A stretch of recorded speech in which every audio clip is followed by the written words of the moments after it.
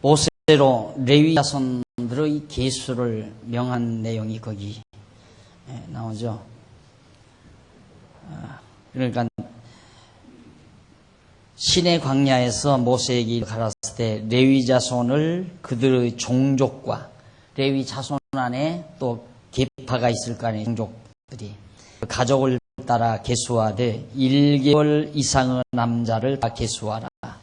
모세가 여호와의 말씀을 쫓아 그 명하신 대로 계수하니라.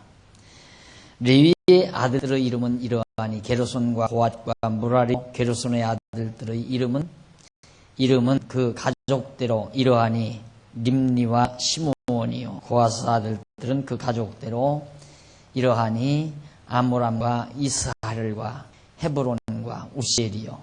무라리.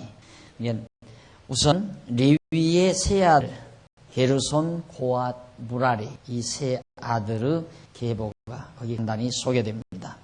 그래서 이제 그 밑에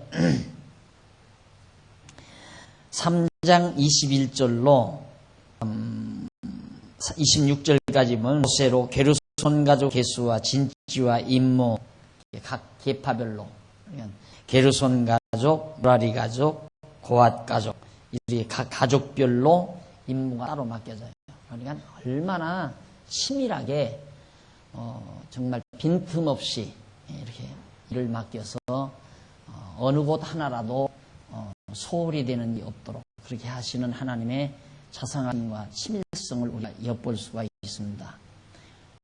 그래서 이 이스라엘 백성들이 40년 동안 가나안 땅을 향해서 가는 동안 작은 어떤 함정이나 작은 어떤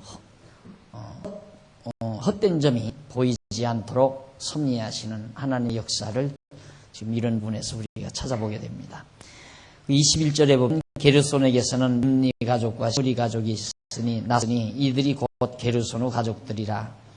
계수함을 입은 자의 수요 곧 1개월 이상 남자의 수요 합계가 7,500명 나오죠. 7,500명이 된다.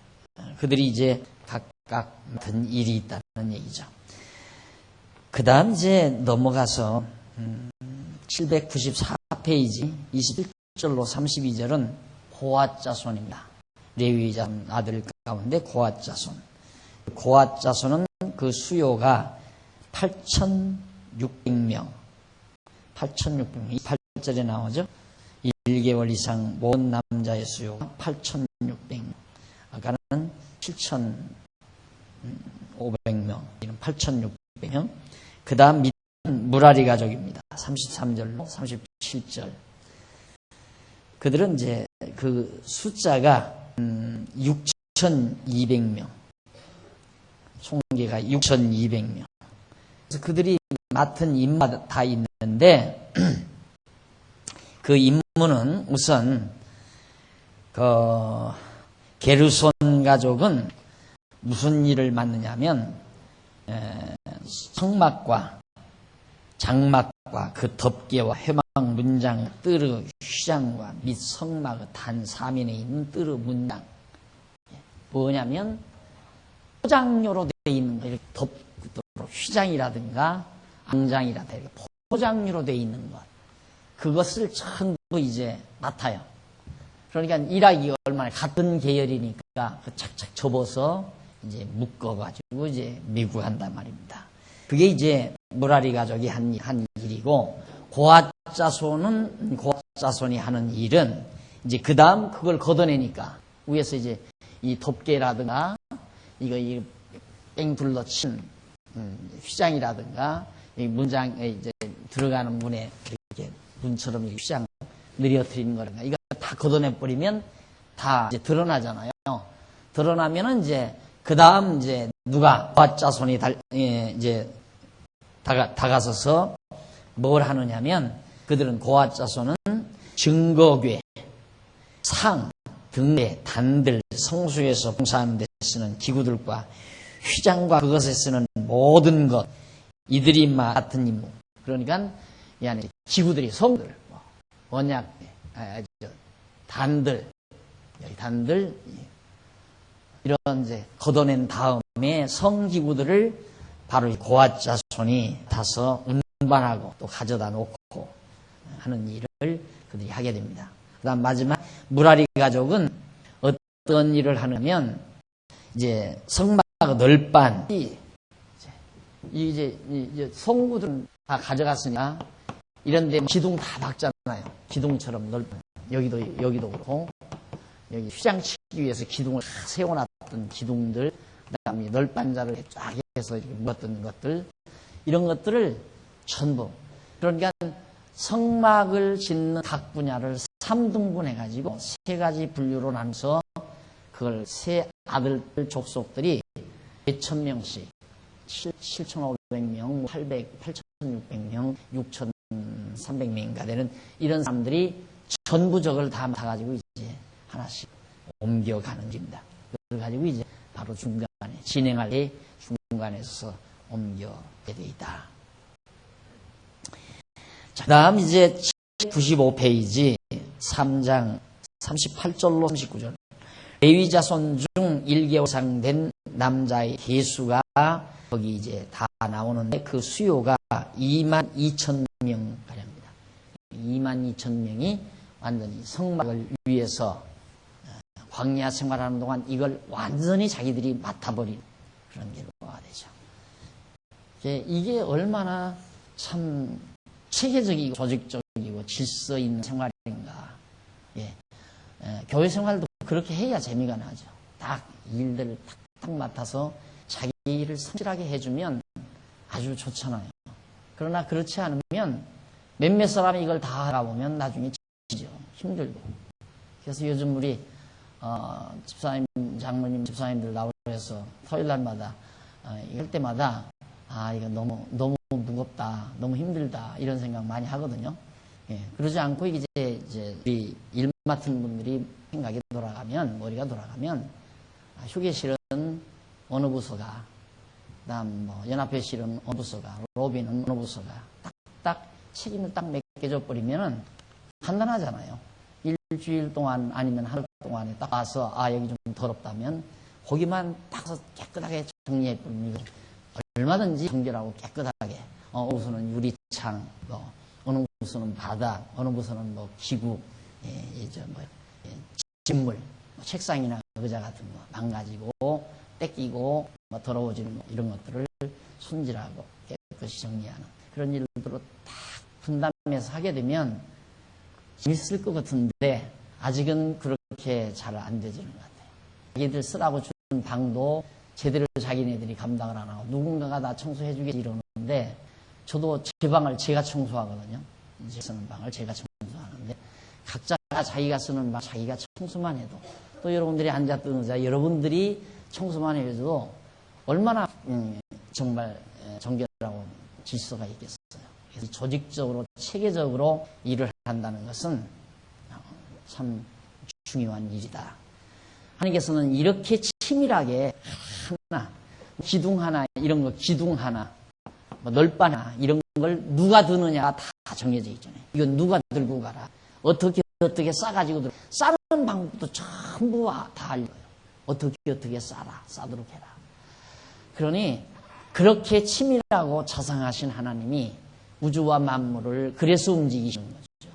생각해 보십시오. 만약에 이 우주 운행에 작은 차질만 생겨도 예를 들어서 지구와 태양의 거리가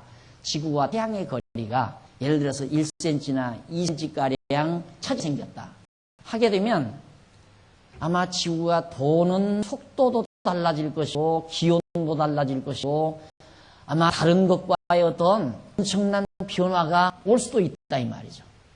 얼마나 하나님이 치밀하시면 이 우주 만물 구석구석을 전부 신의 계획대로 땅에 기어다니던 개미들 거 일일이 발만 들고 더듬이만 넣어서 전부 사도록 한 거 보면 하나님의 치밀성이라고 하는 건 다 우리가 측량할 수가 없는 거죠. 하나님은 웅장하고 정말 광대하기도 하시지만은 하나님의 치밀성은 보이지 아니하는 세포, 보이지 아니한 세균에 이르기까지 아주 작은 폭에 이르기까지 하나님의 세밀하신 솜씨가 작용한다고 생각한다면 지금 여기 성전 이런 것들을 이렇게 섭리해 가시는 하나님의 역사는 뭐 당연한 거죠. 저런 건. 그러듯이 교회가 하나님의 인도함을 따라서 잘 교회 이 지상에 있는 교회도 인도함을 따라서 진행이 되면 하나님께서 다 적재적소에 필요한 자들이 또 하나님께서 주신 은사를 가진 자들이 그 자리에 있게 돼 있고 그 자리에 있게 되면 교회는 점점 더 아름다워지고 더 정말 질서정연해지고 그걸 저는 확신하고 살아요. 항상. 그래서 내가 욕심을 부리면 일꾼이 모자란다 이런 생각을 하고요. 또 욕심을 부리지 않고 하나님의 뜻대로 지금 잘 되어간다 생각하면 지금 하나님이 아주 적재적소에 필요한 일꾼들을 잘 세워가신다. 이렇게 생각하면서 목표를 해나갑니다. 늘 지금도 욕심한 부분은 우리 교회학교 부분에 좀 더 물론 지금 있는 선생님들도 열정적으로 잘하시면 좀 더 정말 더 열정적으로 할 수 있는 좋은 선생님들이 정말 각자 맡은 은사 따라서 자리를 잡고 이번에 이제 주일 오후에 3여전도 연합회에서 오후 프로그램을 교회학교 학생들을 위한 오후 프로그램을 만들었거든요. 그래서 뭐 장기, 컴퓨터, 바둑, 또 뭐 탁구, 뭐 등등 이런 특활 활동을 아주 우리 교회 이 장기 단수 있는 분이 있잖아요. 장기 잘 두고 그다음 바둑도 잘 두시는 분들도 있고 그런 분들 이런 분들이 다 교사로 지망해서 지난주일부터 실시하는 걸 보고 참 하나님 해가시는 일 참 묘하다는 생각을 제가 자꾸 느껴요. 이게 하나님이 해가시는 일. 하나님께서 제 머리에서 다 나와서 지시해서 하는 게 아니라 하나님이 필요한 대로 필요한 인재를 보내시고 필요한 일꾼을 세우셔서 하나님의 아름답게 치밀하게 아주 자상하게 아까 말씀드렸듯이 개미의 더듬이까지 더 나아가서는 눈에 보이지 아니하는 작은 세계에 이르기까지 하나님의 자상한 솜씨가 우주 구석구석에 미친다는 생각을 우리가 하면서 하나님이 그렇게 치밀한 방법으로 지금 광야 생활을 이끌어 가시려고 섭리하시는 것이다.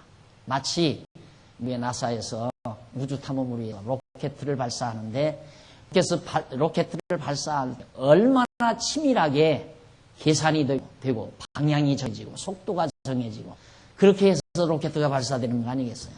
로켓 하나 발사하는데 그렇게 치밀성이 부족하면 나중에 펑크가 나는 법인데 이 거대한 엄청난 끝없는 우주를 운행하시는 하나님께서 그렇게 치하지 않고 어떻게 이걸 운영해 갈 수 있겠습니까? 그 하나님을 우리 믿고 사는 거예요. 그러니 우리가 정말 염려할 것 없구나 하는 생각을 하지 않을 수가 없잖아요. 너무 치밀하시니까 머리칼 하나까지라도 다 해인받으시고 공중에 나는 새 한 마리도 허락이 없이는 떨어지는 법이 없다고 말씀하신 예수님의 말씀을 우리가 상고를 해도 우리 자신이 근심 걱정하고 살 이유가 전혀 없는 거란 말이다. 그 하나님 전부 의지하고 그를 동의하면서 사는 것이 가장 지혜로운 성도의 자태임을 우리가 기억하셔야 합니다. 그 다음 이제 넘어가서 거기 이제 넘어가 보면 796페이지 거기 나옵니다. 거기 성전에 가까이 하면 죽이라 이 말이에요. 함부로 아무나 성전에 가까이 해야 됩니다. 이것도 아까도 말씀드린 대로 하나님 너무하잖아요. 여기 좀 가까이 했다고 사람을 죽이다니요. 너무한다 싶잖아요. 근데 이건 너무 잘하시는 거예요. 안 죽이면 안 돼요. 여기에 오지 말아야 될 자가 온다고 하는 것은 나중에 이 질서가 다 무너뜨려지는 거예요. 그래서 아까 하는 말이에요. 하기 싫으면 빨리 그만둬야 한다. 교회는 하기 싫으면 그날로 당장 그만둬야 돼요. 하기 싫은 사람이 끼어들어가지고 은사가 없는 사람이거든요. 은사. 제사장이 은사를 받지 아니한 자가 여기를 뭐하러 가까이 와? 가까이 올 이유가 없죠. 그러니까 은사가 없는 자가 공연히 여기 들어오게 되면 아무것도 모르잖아요. 어떻게 해야 할지도 모르고. 그러니까 아까 말씀드린 대로 뭐 꼭 여기서 복잡하게 불같아 하느냐. 라이터 하나 가지고 들어가서 여기서 키우자 하고 그렇게 이걸 처리할 수밖에 없죠. 편리한 제멋대로. 그렇게 되면 이제 완전히 이 모든 것이 엉망진창이 돼버리고 나중에는 돼지 잡고 개 잡아서 제사 드리게 돼요. 그러다 보면 이방민족과 함께 그런 제사를 드리게 돼서 하나님 여호와 다 잊어버리게 돼요. 그래서 철저하게 하나님이 명하신 대로 하도록 하기 위해서는 여기에 제사장이나 레위 자손이 아닌 자가 여기 가까이 하면 당장 죽이라 이 말이에요. 그래서 결국 명령에 따라서 죽이도록 그렇게 명령한 내용입니다. 자, 그리고 이제 거기 아까 말씀드린 대로 레위 자손 진 배치도 다 설명을 해야 됐죠. 예, 진 배치들을 여러분에게 소개해드렸습니다. 이제 거기 레위 자손 진 배치는 설명을 안 했네요. 레위 자손이 게르손, 무라리, 고앗, 그다음 모세와 아론의 자손 나오는데 레위 자손 중에 레위가 낳은 아들 가운데 세 아들 무라리와 게르손과 고앗인데 무라리는 북쪽 이쪽에 그다음 이제 게르손은 서쪽 그다음 모세와 아론 자손 그 뒤에 모세가 아론이 낳은 자손들은 이 앞에 서게 되고 성전 앞에 동쪽에 그다음 남쪽에는 고앗 자손이 배치라고. 그러니까 이게 움직여갈 때 이렇게 움직여갈 때도 그런 방향으로 움직여가야죠. 같이. 그리고 이제 진 쳤을 때 여기서 머물러서 살 때도 이들은 여기에 진을 치고 이쪽에 고앗 자손, 무라리 자손, 게르손 자손, 그다음 모세의 아론과 그 후손들이 사는 거처도 정확하게 정해주고. 예. 교회도 그러잖아요. 교회도 앉는 자리 내가 항상 몇 번, 한두 번 얘기하다 그냥 이제는 안 하잖아요. 왜? 앉기 싫은데 거기 앉으라고 하면 그것도 안 되잖아요. 이게 앉는 것도 누가 말하지 않아도 앉아지는 것 자체가 그게 그 자리예요. 그분의 자리. 예. 하나님께서 다 왜? 그 자리에 앉고 싶은 마음을 주셨기 때문에. 그래서 이 교회 예배당에 와서 앉는 자리를 차지하는 것도 일부러 내가 아버님들은 저기 앉으십시오. 찬양들은 여기 앉고 권사님들은 여기 앉고 나이 드신 권사님 이쪽에 앉고 이렇게 한다고 해서 그게 억지로 되겠느냐 이 말이죠. 앉기 싫은데. 그러니까 그것도 대략은 이랬으면 좋겠다 생각하지만 억지로 안 되는 거예요. 그러니까 하나님께서 그 자리매김까지라도 전부 해가시는 걸 보면 그만큼 치밀하다. 그래서 교회 안에서 자기 위치가 있잖아요. 그래서 항상 성도들은 교회 안에서 내 위치가 어딘가. 그러다 보면 살다가 보면 내 위치가 저쪽으로 옮겨가고 싶다. 이런 마음이 들 거예요. 내가 일반 성도로 있었지만은 나는 이제 서리 집사를 하고 싶다. 이게 서리 집사 위치로 오는 거죠. 그러다가 이제 성도들에게 뽑힘을 당해서 안수 집사도 되고 때로는 권사도 되고 장로도 되고 그렇게 해서 그 자리매김이 딱 되어서 그 자리가 분명하게 지킬 때에 아름다운 교회 질서 생활이 이루어지고 이 고통과 험난한 세상을 우리가 무난하게 통과할 수 있는 큰 은총 우리가 힘있게 되는 것이다. 3장 40절로 43절 이스라엘 초태생 1개월 이스라엘 자의 계수를 전부 기라고 그랬어요. 이제는 자 여기서 출발할 거니까 신의 산 여기서 출발할 거니까 자 이제 숫자 한번 헤아려 봐라 이 말이에요. 자 여기 통과할 때 숫자 한번 헤아려 봐라. 그래서 숫자 한번 헤아려서 몇 명이다라는 숫자 확보해야 가면서 잊어버린 숫자를 알 거 아니에요. 죽은 숫자를 알 거. 그래서 사실은 인구 조사죠. 이제 애굽에서 나와서 한 1개월 지났으니까. 그래서 여기서 지금 1개월 이상 여호와께서 모세 이쪽 40절입니까? 네, 40절. 여호와께서 또 모세에게 이르시되 이스라엘 자손의 처음 난 남자를 1개월 이상으로 다 수하여 그 명수를 기록하라. 나는 여호와라. 이스라엘 중 모든 처음 난 자의 대신하여 레위인을 내게 돌리라. 그러니까 이스라엘 자손 가운데 처음 난 자들을 전부 구별해서 그 하나님 것이니까 그 숫자만큼 레위 자손을 하나님께로 돌려라. 그런 얘기예요. 그 다음 44절로 51절 거기 보면 레위인이 이스라엘 초태생을 대신할 것을 명합니다. 레위인이 이스라엘 초태생을 대신할 것. 레위 자손들은 이스라엘 모든 백성들이 낳은 차들을 대신해서, 그러니까 이스라엘 백성들이, 모든 백성들이 여호와 하나님을 성전에서 섬겨야 되지만은 모든 백성들, 1000만에 가까운 모든 백성들이 다 할 수는 없잖아요.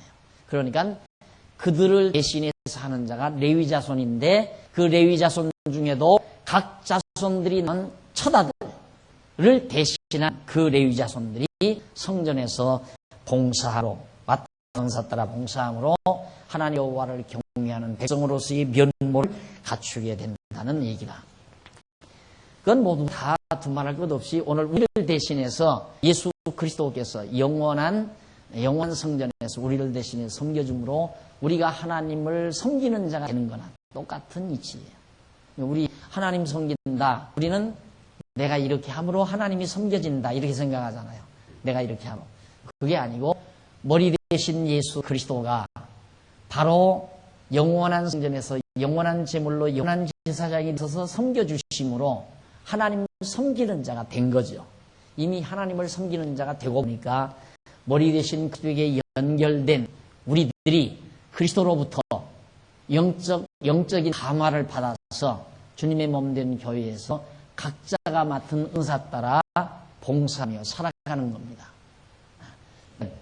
이렇게 은사 따라 일해 나가는 그것이 그 자체가 하나님 앞에 직접적으로 섬기는 것이 된 것이 아니라 하나님께서는 예수 그리스도를 통해서 이미 영원한 제사를 받으셨어요.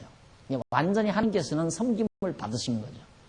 그런데 우리는 시간 세계에서 그리스도의 몸된 지체로서 이렇게 각자가 맡은 은사 따라, 천국도 그것 아니, 천국에 가서도 각자가 맡은 은사들이 있습니다. 그 은사들을 위해서, 은사들을 가지고 영원토록 하나님과 더불어 살아가는 삶 자체가 그것이 바로 천국 생활이다. 그런 것을 지상에서 한번 모형적으로 보여주는 거죠. 그 다음 이제 넘어가서 798페이지. 성인 남자 중 계수 및 임무. 성인 남자, 이미 20세 이상의 성인 남자 중 숫자가 얼마고 그들의 임무는 뭔가. 1, 2. 여호와께서 고핫 자손의 계수와 임무 명합니다. 고핫, 레위 자손의 고핫 자손. 넘어가서 799페이지 밑에서부터 1째 줄, 그 1절로 3절에 보면 여호와께서 레위 자손 중에서 고핫 자손을 30세, 이세가 아니라 30세 이상으로 50세까지 제사드리는 자죠. 50세까지의 모든 자 계수하라는 내용인데, 30세 이상으로 50세까지 해당하는 자는 체력이 강한, 가장 강한 시기에 속하는 자들로 힘든 회망일 하기에 아주 적당한 들이다. 여기 뭐 매 날르고 접어야 되고 이거 들고 가야 되고 그러는데 힘약한 자 될 수가 없잖아요. 그러니까 가장 힘있고 강한 체력을 닌 30세에서 50세 사이의 사람들로 저희 임무를 맡기 위해서. 하나님은 할 수 있는 일을 맡기시지 할 수 없는 일을 하라는 게 아니에요. 할 수 없는 자는 안 해도 되게끔 돼 있어요. 할 수 있는 자에게, 할 수 있는 자에게 일을 맡기. 그러니까 나는 일 못해서 어떡하나 이런 걱정할 거 하나도 없어요. 하고 싶어도 할 수 있는 여건이 안 돼 있다. 그거 걱정할 거 없어요. 여건이 안 되면 안 해도 아무 상관이 없다 이 말이에요. 하나님이 일을 하게 하시려면 여건을 주어요. 네. 여건을 주고 할 수 있는 열심도 주고 그래서 일하게 하시는 거죠. 그런데 하지도 못하려면서 자꾸 하려고 하면 그것도 답답한 거예요. 생각해 보십시오. 이제 구름기둥이 딱 움직였는데 구름기둥이 딱 떴다 이 말이에요. 떴는데 레위 자손이 가서 이거 막 걷어서 묶어가지고 내야 될 거 아니에요. 그런데 5살짜리가 와가지고 나도 하겠다고 와서 쫙 걷으면 방해나 되지. 제가 어떻게 그걸 들고 가느냐 이 말이에요. 제발 좀 너는 가만히 있거라, 가만히 있거라. 너는 좀 가만히 있거라 그 말이에요. 방해가 되니까. 그러니까 교회 일도 하지 못할 바에는 빨리 빠져나가 주어야 하지, 하지 못하면서 일만 차지하고 있으면 방해가 되는 거라니까요. 그래서 하기 싫으면 하지 말라고 말하는 이유가 거기 있는 거예요. 하고 싶고 할 여건이 되면 해야죠. 그런데 왜 할 여건도 안 돼 있는데 자꾸 하려고 하고 또 할 여건이 있는데도 안 하는 사람도 있고, 이게 둘 중에 하나. 할 여건이 되는데도 안 하면 은사 없는 사람이에요. 은사 없는 사람. 건강하고 시간도 있고 여러 가지 환경도 좋은데 하기 싫다. 그 은사가 없는 거니까 하지 말아야 돼요. 왜 그거 하기 싫은 걸 자꾸 하려고 해요. 여건도 되고 하고 싶은 자원하는 마음이 있으면 그건 은사를 하나님께서 주신 것이 분명합니다. 예를 들면 내가 장로가 돼야 되는데 나는 장로 되고 싶다. 장로가 되려면 하나님께서 장로를 할 여건을 주어요. 환경을 주고. 그렇게 해서 장로를 하게 하고. 목사도 마찬가지죠. 아니, 목사 일을 하고 싶다. 목사 일을 하고 싶은데 암만 자기 마음으로 목사 일을 하고 싶은데 가르칠 줄을 모르는데 어떻게 목사 일을 해요? 가르칠 줄을 모르고. 가르칠 줄을 모르고. 그러니까 하나님께서 또 가르칠 줄을 안다 할지라도 배운다는 사람이 없는데 어떻게 목사 일을 해요? 또. 안 그래요? 그러니까 할 여건도 되고 할 상황도 되고 이렇게 해서 할 마음도 주시고 그렇게 해서 하게 하는 거예요. 그게 다 하나님께서 세우시는 일들이다. 일 안 한다고 지옥불에는 못 없으니까 일 안 하는 거, 너무 일 못하는 거, 하고 싶은데 못하는 거. 왜? 환경이 안 돼서. 환경이 안 되는 건 안 해도 된다는 얘기예요. 하나님께서 일할 수 있는 자들로 일을 시키시는 하나님. 다음 이제 넘어가서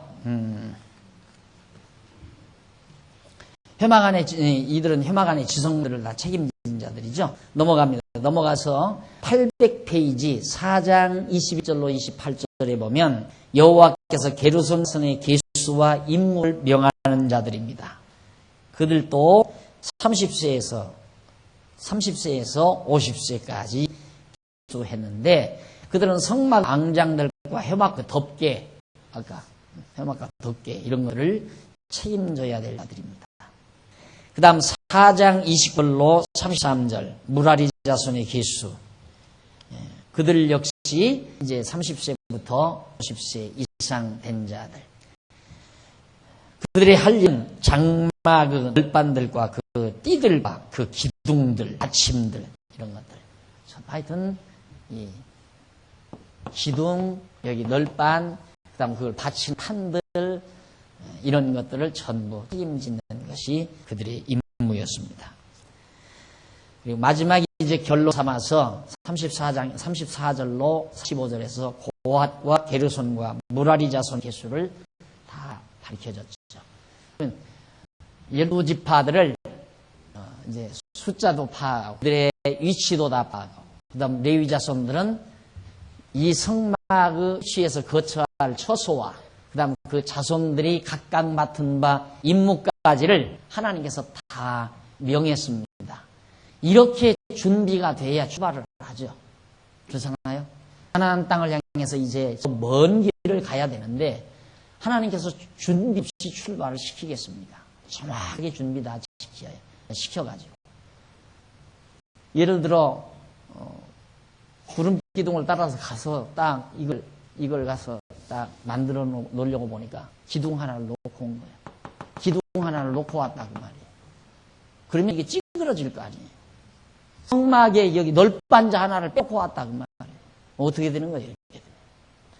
우리 여름에 뭐 몇 년 전만 해도 뭐 텐트 가지고 많이 야외 나가잖아요. 텐트 그거 하나 챙겨 가는데도 말뚝 몇 개를 들가지고 와가지고 나뭇가지 꺾어서 하고 그거 다 좀 있을 거예요. 그거 하나 할 때. 그것도 우리가 질서 있게 야, 너 막내 놈은 너는 말뚝 다 챙겨 몇 개, 몇 개. 아무 놈은 너 이거 뭐라고 그래. 이거 다 챙겨라. 아무개 놈은 텐트를 챙겨라. 엄마는 깔판 챙기고. 그리고 아빠는 운전하고. 그렇게 딱 일맥이면 가서 정확하게 다 제 일이니까 정확하게 몇 개 정확하게 가져왔을 거 아니에요. 그런데 그냥 가자 준비하자 하다 보니까 몇 개인지도 모르고 그냥 바쁘니까 싣고 가서 보니까 기둥도 안 가져왔지, 말뚝도 들어가졌지, 그 다음 끈도, 이 매는 끈도 들고 왔지. 그러니까 남의 집에 가서 빨래 잘라다가 갖다가 내가지고 그런 일이 벌어진다. 하나님께서 그런 실수가 없게 다 만든 교회가 그렇게 돼야 된다. 내 말. 아름답게 되어져 가는 교회는 점차적으로 그렇게 아주 체계 있고 질서 있게 누가 말하지 않아도 다시금 자기 임무를 하다가 보면 아주 말끔하고 깨끗하고 예쁜 교회, 잘 성장해 가는 모습을 우리가 보며 사는 것 아름답지 않겠습니까? 하나님이 또 그걸 원하시는 거고요. 그 다음 이제 모두 다 총계를 완료한 후에 총계 숫자를 세보니 46절로 49절에 보니까 얼마? 개수가 8,580명. 이게 이 일을 맡은다. 거대한이죠. 8,580명이 저 성막 일을 다 맡아서 전부 다 주관해가는 자들이다. 넘어가서 우리 한번 보십시다. 넘어가서 804페이지 804페이지 위에서부터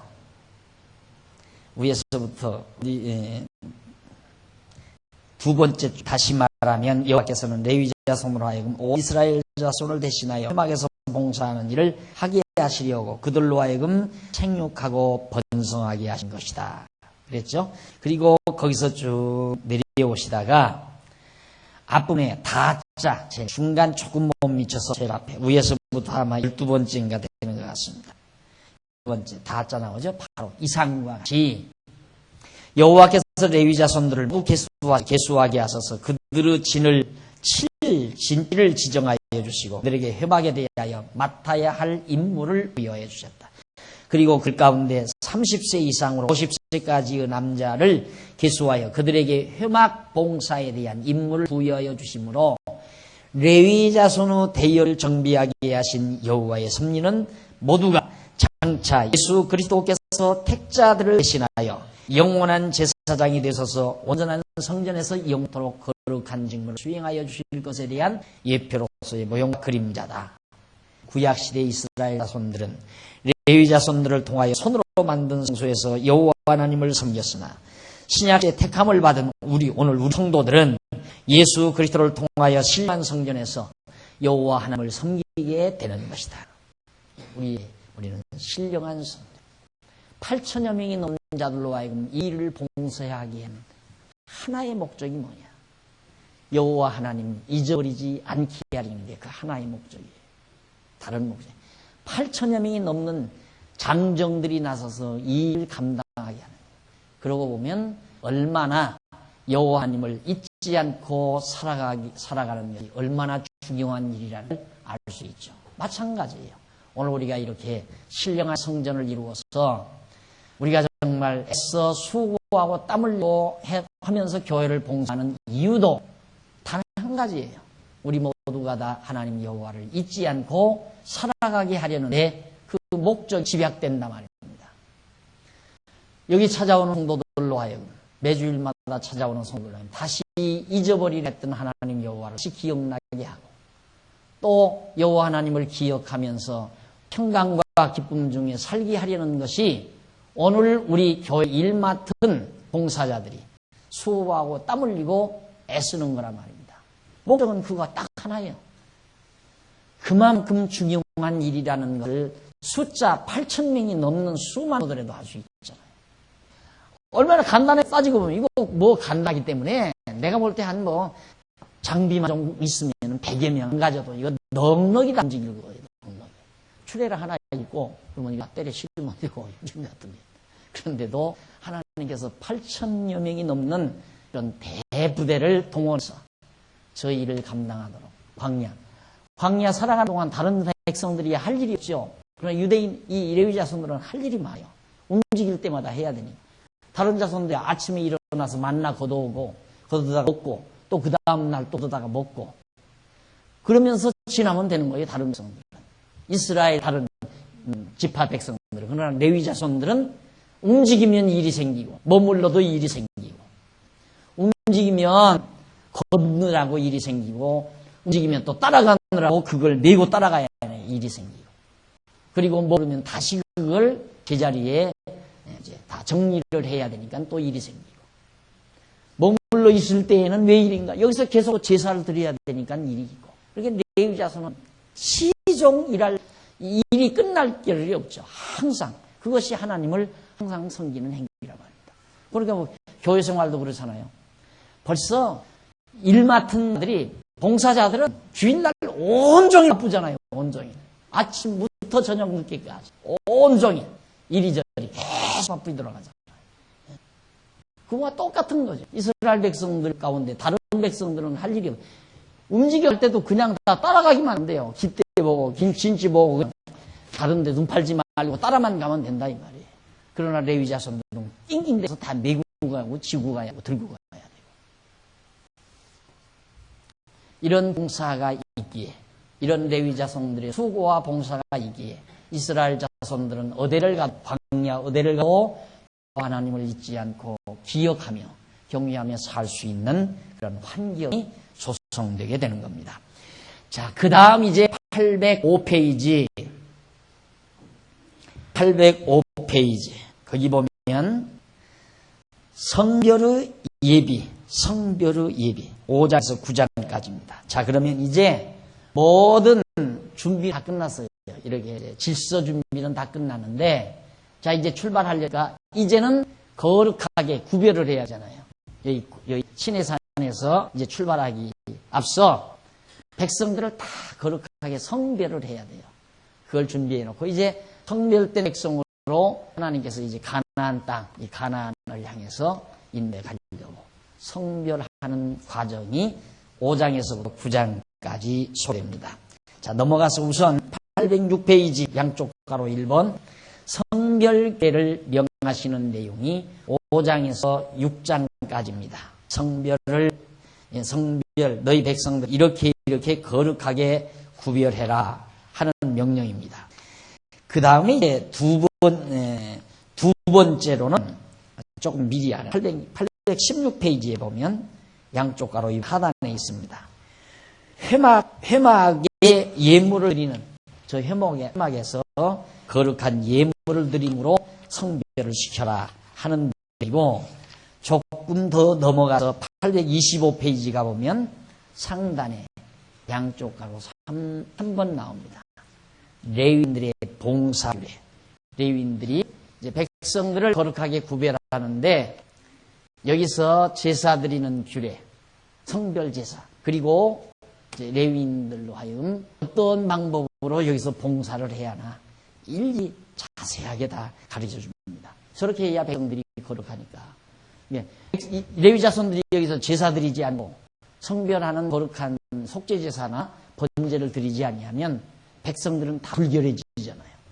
다 불결한 백성, 더러운 백성이 되니까 백성들을 거룩하게 구별하기 위해서는 우선 어떻게 구별해라 규례를 명하고 나서 제사장들은 그래서 속죄 제사를 성별하기 위한 제사를 어떻게 드려라. 그리고 이 성전 안에서, 이 성막 안에서 봉사는 어떤 방법으로 하. 그렇게 하면 백성들은 항상 그렇게 되겠다.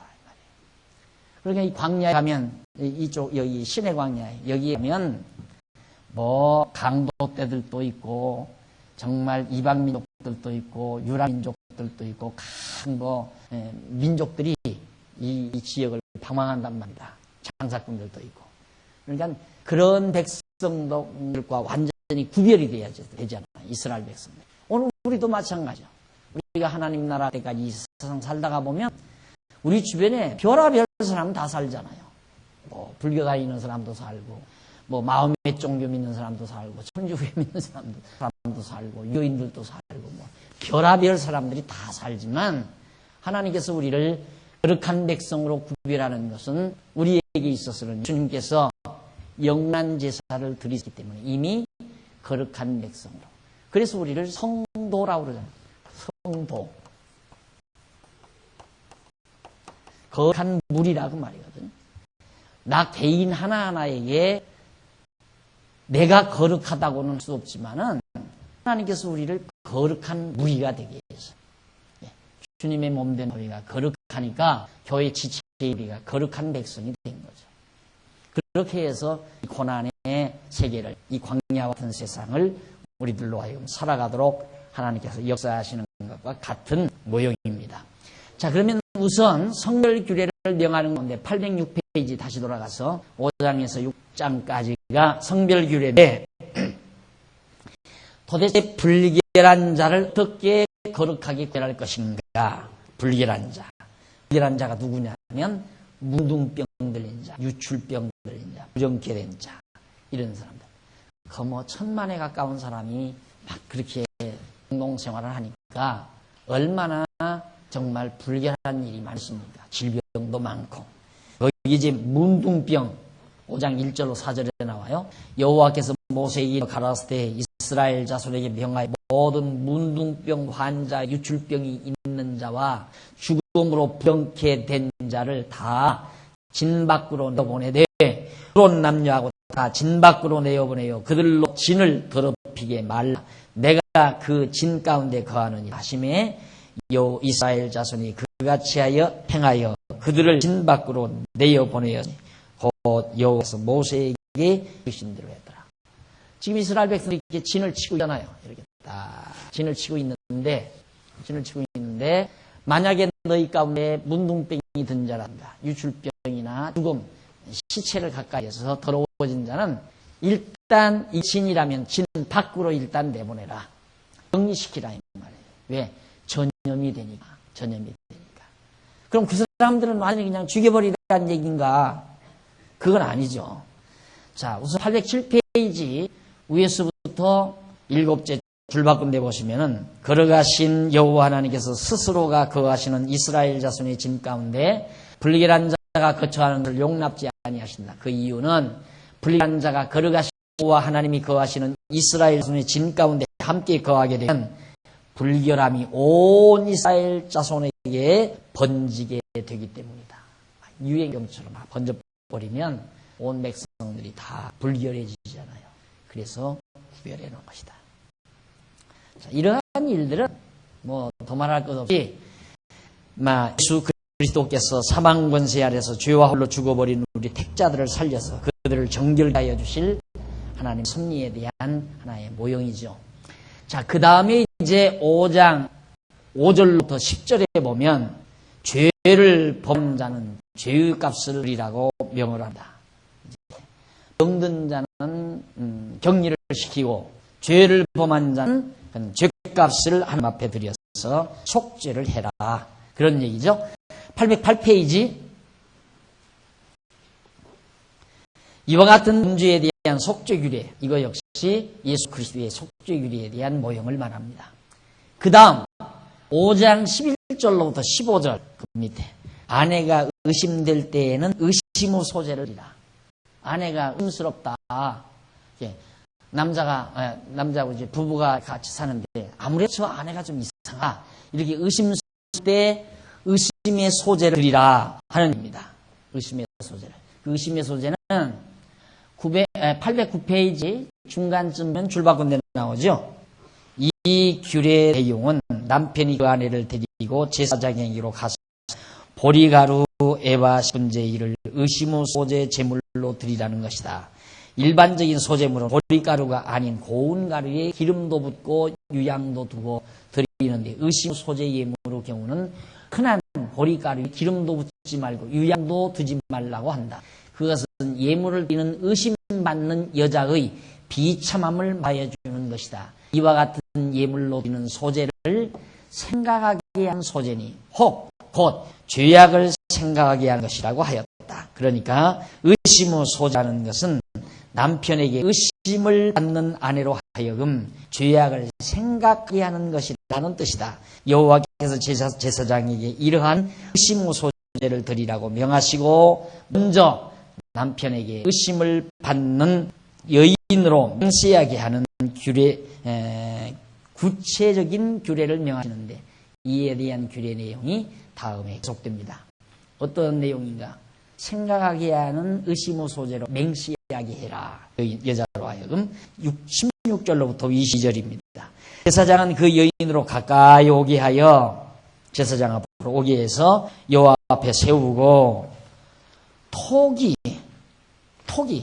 흙으로 만든 그릇에 거룩한 물을 담고 성막 바닥의 티끌을 취하고 물에 넣고 여인을 여호와 앞에 세우고 그 머리를 풀게 하고 생각하게 한 소재물 곧 의심의 소재물을 그 두 손에 두고 제사장은 저주가 되게 할 쓴물을 자기 손에 들고 여인에게 맹세시고 그에게 이르기를 네가 네 남편을 두고 실행하여 사람과 동침하여 더럽힌 일이 없으면 저주가 되게 하는 이 쓴물 해독을 면하리라. 그러나 네가 네 남편을 두고 실행하여 더럽혀서 네 남편 아닌 사람과 동침하였으면 제사장이 그 여인으로 저주의 맹세를 하게 하고 그 여인에게 말하지니라.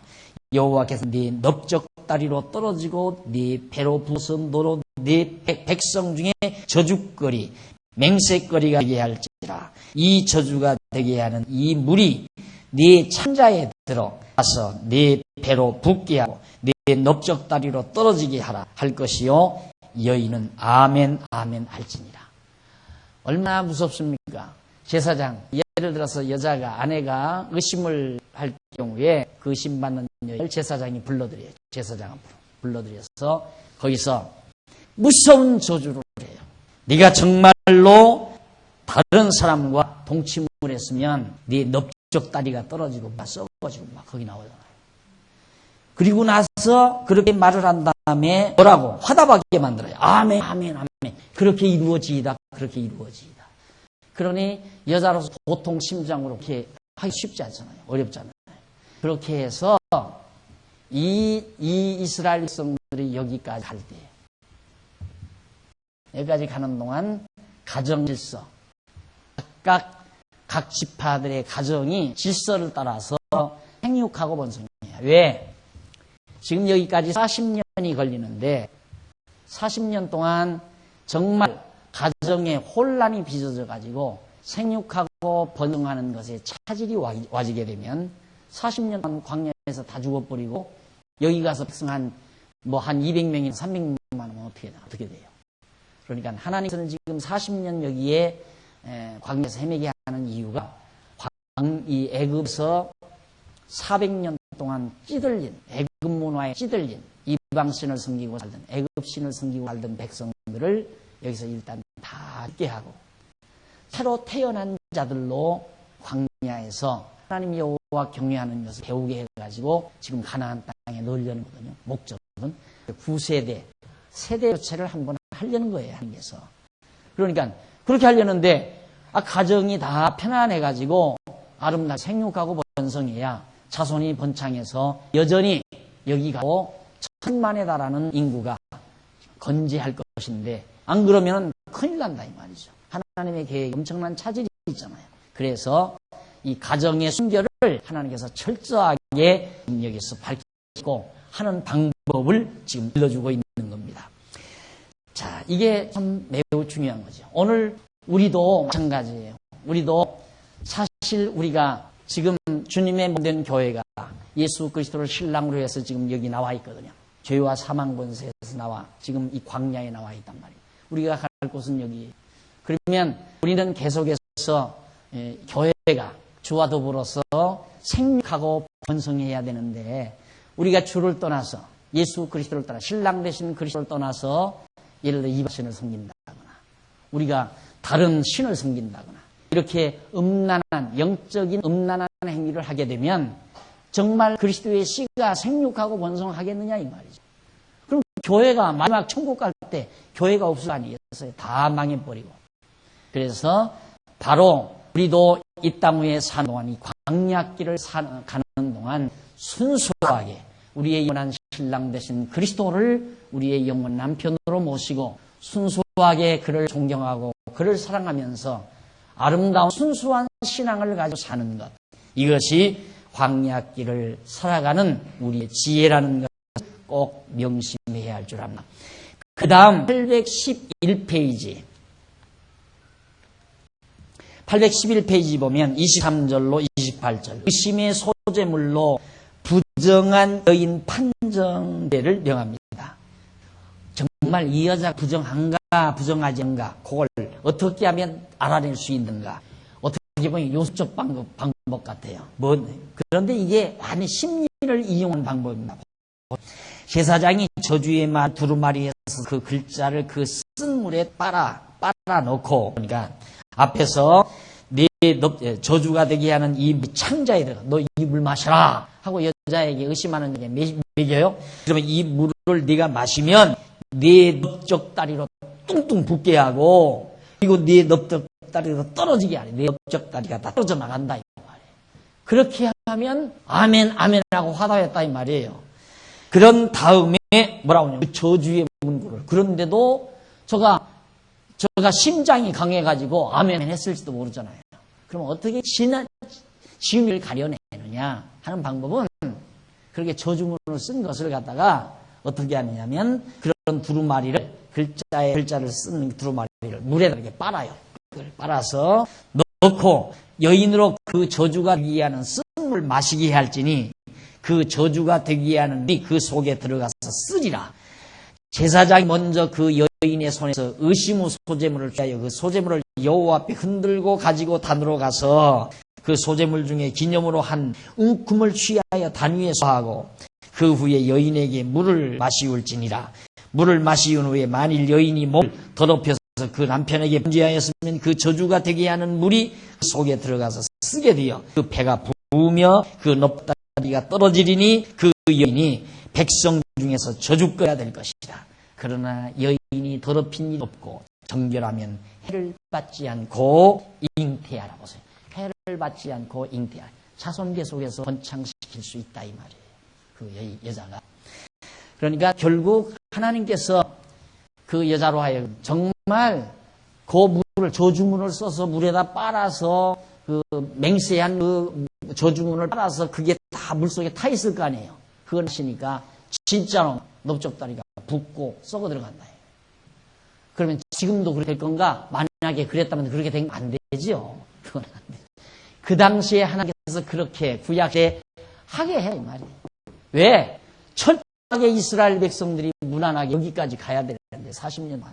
이 보통 여행이 아니잖아요. 우리는 3, 4일 떠나도 그냥 몇 주 전부터 바쁜데 긴 40년 여행을 해가는데 철저하게 하나님께서 치밀하게 산 방법, 여러 가지 규례들, 법도들 이런 것들을 하나도 빠지지 않고 다 명하시는 하나님의 자상함을 여기서도 우리가 발견해 볼 수 있습니다. 그 다음 29절로 31절에 보면 의심의 법은 아내가 의심될 때 아무 때나 여자들에게 그러지 말고 아내가 의심이 되면 그때 가서 해라.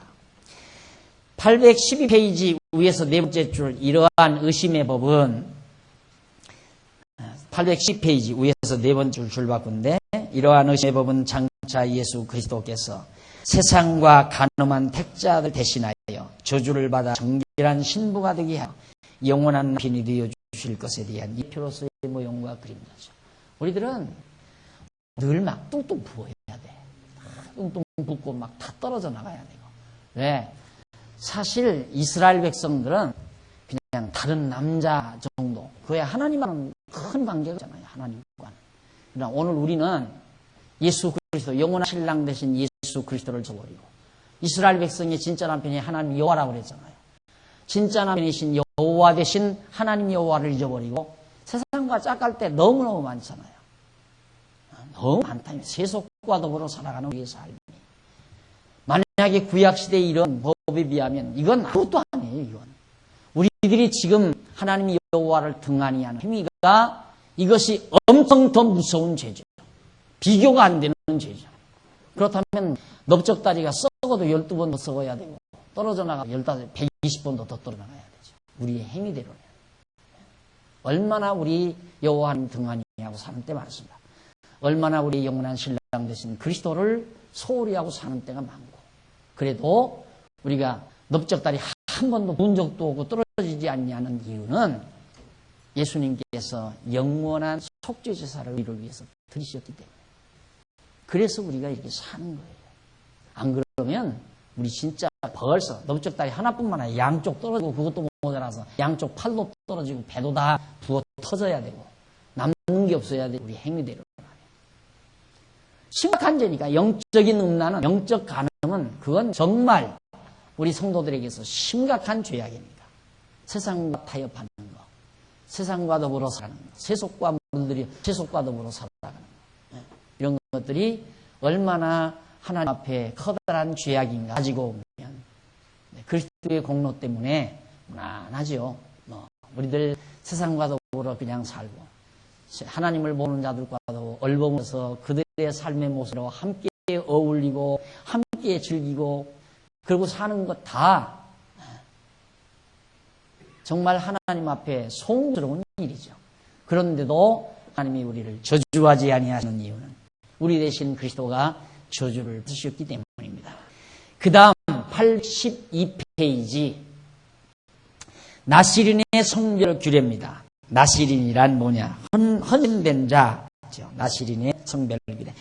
6장 1절로 8절에 보면 나시린의 서원을 한 자가 금해야 할 것을 여기서 명합니다. 그러면 거기 나시린이란 뭐냐면 813페이지 위에서 두 번째 줄 뒷부분에 보면 성구 말고 성경 구절 말고 본문 위에서 두 번째 줄 뒷부분에 보면 여기 나시린이라는 말은 히브리 원문으로 나시린을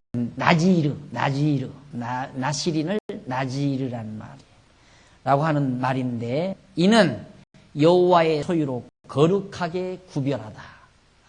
그래서 삼손을 나시린이라고 그러죠. 삼손. 왜? 여호와께 구별하게 나면서부터 머리를 전혀 안 깎았어요. 그게 머리를 깎지 말라는 게 그게 나시린의 표시예요. 이 사람은 나면서부터 하나님의 소유로 구별이 됐다. 헌신하기로 구별된 자다. 그 표시로 머리를 안 깎는 거예요. 머리를 깎으면 그건 이제 위법이죠. 나시린 헌신한 구별에 대한 표시가 완전히 피해 손상을 입는 것이니까. 그러니까 특별한 서원 곧 나시린의 서원 자기 몸을 구별하여 여호와께 드리는 것인데 자기를 여호와께 드린다. 제물로 드린다 이거예요. 자기를.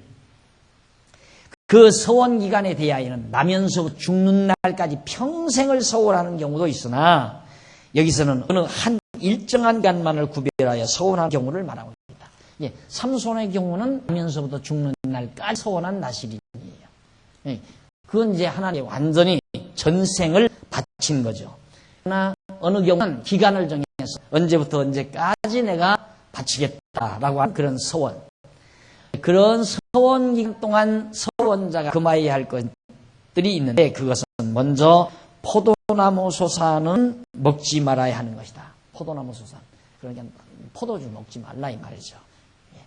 포도주나 독주 그리고 포도주의 초나 독주의 초를 비롯해서 포도즙 또는 생포도와 건포도 등을 먹지 말아야 한다. 그것은 거룩히 구별되어 여호와께 드려진 서원자가 취하게 하는 것을 먹거나 마시게 하면 생각이 흐려져서 실수함으로 불리하게 될 것을 염려한 때문이다.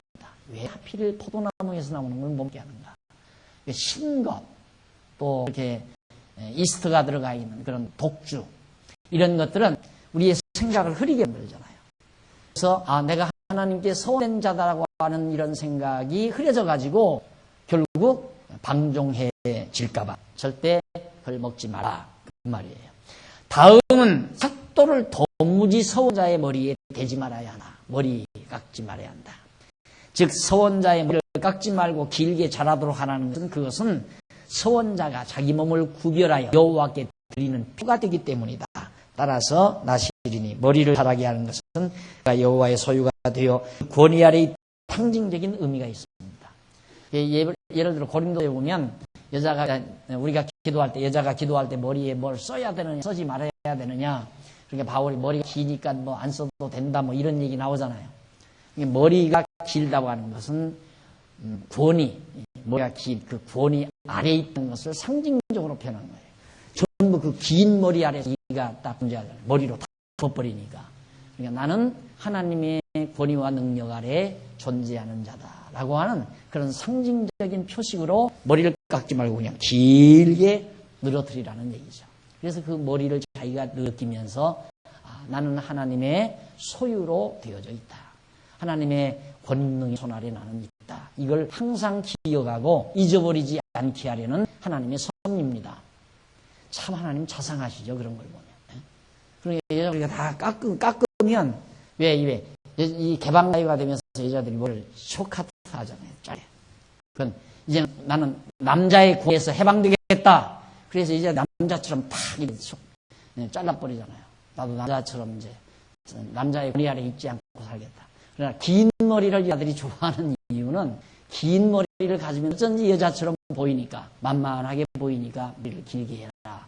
이렇게 한다고 그래요.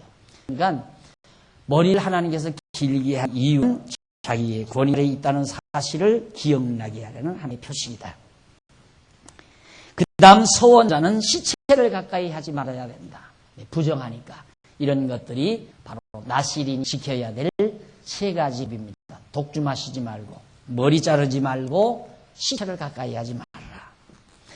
그 다음 6장 9절로 12절 804페이지 나옵니다. 여기서부터는 서원자가 더럽혀졌을 때의 속죄 제사 규례는 어떻게 드리는가. 이 부분 더 다음 시간 여러분 드리기로 약속드리면서 오늘 강의 여기서 마칩니다. 기도하십시다. 전능하신 하나님 아버지, 고달픈 광야와 같은 이 세상 살아가는 동안 하나님께서 우리를 이렇게 친밀하고 자상하게 설계하시고 계획하시고 준비하셔서 인도하시는 사실을 오늘 저희들이 공부하면서 깨달았습니다. 하나님 아버지, 우리가 그 하나님을 인정하지 못할 때 우리는 불안하기도 하고 염려스럽기도 하고 걱정 근심이 끊일 날이 없습니다. 하오나 오늘 우리들 하나님 앞에 귀한 말씀 듣고 배웠습니다. 이제 우리 마음 가운데 있는 모든 근심과 걱정, 염려 풀어버리게 하시고 두려움 사라지게 하시고 치밀한 계획을 가지시고 섭리해 가시는 하나님의 말씀 따라 살아가는 귀한 슬기로운 종들이 되게 해 주시옵소서. 오늘 또 연보했습니다. 귀한 연보가 소중한 결실을 맺어 하나님께 영광 거지게 하시옵소서. 예수님 이름으로 기도드립니다. 아멘.